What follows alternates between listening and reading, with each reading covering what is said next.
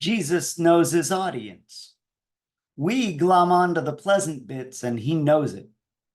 He says things like, I have said this so that my joy may be in you, and you have already been cleansed by the word that I have spoken to you. The part of us that's attracted to bliss goes, ooh, on both counts.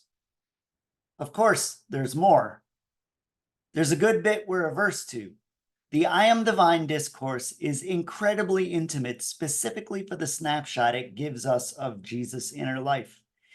He has to deal, as everyone does, with unmerited suffering and the hardship of getting needs met in a climate of scarcity. It's a hustle we lack resources for, and developing them takes a toll on us all. Jesus is good at sitting still until the right moment to let things go. We saw it when he was tempted in the desert. He waited for the moment when, "Begone, Satan," would unclench his fists. We saw it when he sat with a possessed man, just biding his time until "be quiet and come out of him" met with some success. Just like those times, Jesus says, "I am the vine, and my Father is the vine grower." Though the world is literally spinning around Jesus, full of shiny objects, he gained the freedom to sit still, reach for none of them. Jesus says, "The Father removes every branch in me that bears no fruit. Every branch that bears fruit, he prunes to make it bear more fruit." This is nothing less than a window into how Jesus deals with undeserved suffering.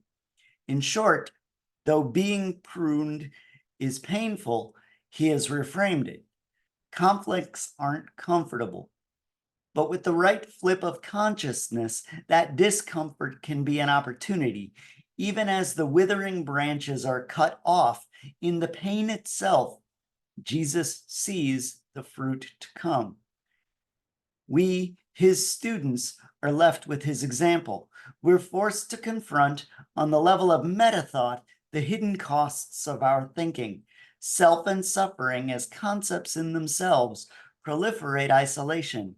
But if both are reframed as Christ within and pruning, they become opportunities, inspiring not revulsion, but devotion. Attraction and aversion, as concepts in themselves, are full of egoic pushing and pulling. But Christ has recapitulated them. Attraction remains, but merely as a lesson requiring a bit of strength to let go of. And aversion does too, just as a lesson requiring a bit of strength to begin in the first place. We are totally capable of reading our responses and doing the appropriate work. So for God's sakes, let us be done with self, lest the long-term toll of anxiety exceed what we can afford. The Christian West needs as clear an account of internalizing Jesus as the friends in Hinduism have in Guru Kripa or cathecting the teacher. We are used to imitating Christ, doing what he did for the sake of the lesson. Intimacy with Christ, though, is a slightly less practiced discipline, welcoming him into our every sensory and emotional response. Almost entirely absent is internalizing Jesus, where the self and suffering, attraction and aversion are replaced with Christ, pruning, accepting different kinds of teachings. Still less often do we do it so thoroughly that they give way to listening, seeing, hearing, feeling, and breathing alone. The teacher says, "Abide in me as I abide in you." Just as a branch cannot bear fruit alone, neither can you unless you abide in me. In the morning, because thinking ourselves expert will damage our serenity, pick up the rosary and say, "Morning by morning he wakens my ear to listen as one who is taught." At the first thought of self, say, "You have died and your life is hidden with Christ in God." And again, "I live, but not I. Christ lives in me." If you are full of anticipatory stress as the day begins, know that those are Christ's sufferings, not yours. If you say, always carrying in the body the death of Christ, so that the life of Christ may be made known in our mortal bodies also, then you will have made your body into a space that can handle tension. We are replacing concepts that harm our serenity with concepts we can be deeply devoted to.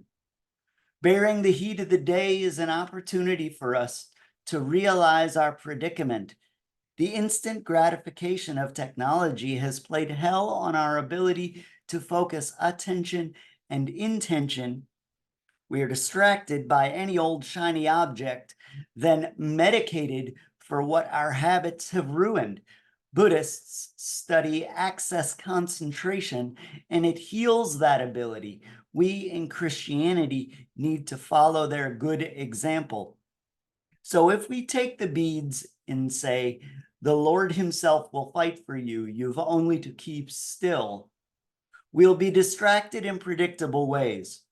First, we'll have trouble getting the words in our mouth. But if we keep going, their natural rhythms will help our body find space for them. Then we'll notice we're thinking of the tasks of the day alongside the words. We'll lock the bandhas, flex the muscles in the lower abs, apply the force it takes to set our faces like flint. Then we'll return to the words.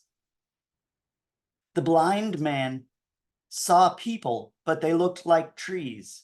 Touched by Jesus a second time, he looked intently and saw clearly. When we focus attention and intention on nothing but the words, we speak clearly and not in figures of speech. Eventually, we won't need to form the words in our mouths. We will feel them with the flexing of the muscle of presence. Eventually, we will not need to work to return to the mantra. It'll become the spring running underneath our thoughts, to which we're always free to return if we'd only focus intent and attention. As a last step, we'll realize that the word is both inside and outside us. We can let go, feel, and breathe with only minor risk of overwhelm. We can work, listen, and look without fear that intrusive thoughts will permanently trip us up. Nothing's permanent, after all, not even us. Egos will judge. People can and will be jerks. It's true of us as much as others. But if our teacher bore it and everything was cool, then it's safe for us to do it too. Now, we know that's just a springboard into giving up self, and we're free to do it. Let's allow the teaching to become flesh in us by imitating, being intimate with, and internalizing the teacher. We will know he is within us when he disappears, when instead of it filling us with dread and loss, we rejoice that he's gone to the Father. Let's apply gentle intent and attention to the word until its tensions give way to paradox. The teacher said, if you keep my commandments, you will abide in my love. He was speaking of a process that had both gain and loss, death and life, pain and bliss built into it. Egos that are limited to only what they prefer will still exist, but they won't, by a long shot, be all that we are. Whether in the body or out of the body, I do not know. God knows. When acceptance of impermanence becomes the fruit that will last, the silence you asked for in Christ's name will have been yours the whole time. We're cleansed. He said it to give us joy more complete than the narrow highs we mistook for happiness.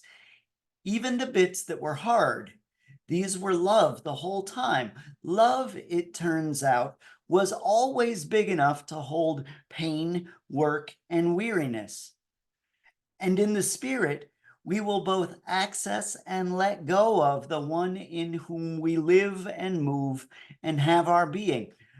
My guru would have put Maharaji's words in question form, would have asked, do you mean to say it's all perfect? The promises of God are all yes in Christ.